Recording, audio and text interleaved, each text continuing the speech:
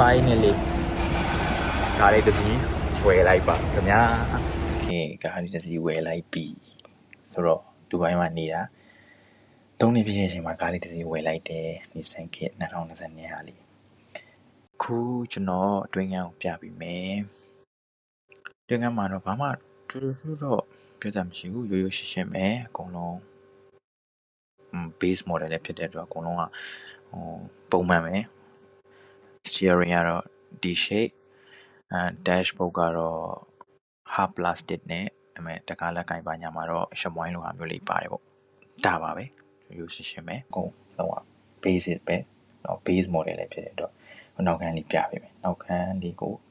ပါဆိုရင်နောက်ပါလူကြင်ကြင်ဝင်းထိုင်လို့ရပါတယ်သူ3ယောက်လောက်အကောင်စီးလို့ရတယ်ဟာလီကသူလည်းနောက်မှာရှမွိုင်းပါညာအဲ့လိုပုံစံမျိုးပဲပြီးတော့နောက်ခန်းကာကိုစပီပေါ့ကာကိုစပီဆိုတဲ့ J အောက်မှာဆိုရင်လည်းသူက spare wheel ပါတယ်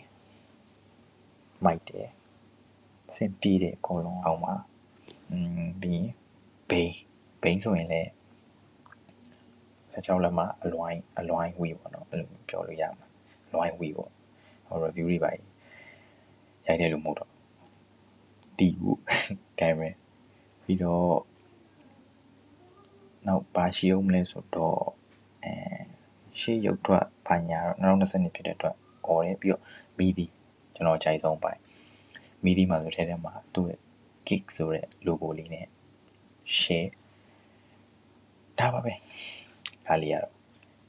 နေရတော့ဒါလေးကိုရိုက်ပြတာပေါ့နော်ကျွန်တော်ပထမဦးဆုံးဝယ်တဲ့ကားလေးဆိုပြီးတော့ရိုက်ပြတာပါအတွင်းကမှဒီ shape okay ဒါဆိုရင်တော့တွားလိုက်ပါဦးခင်ဗျာနောက်ဗီဒီယိုတွေထပ်လာပါဦးမယ်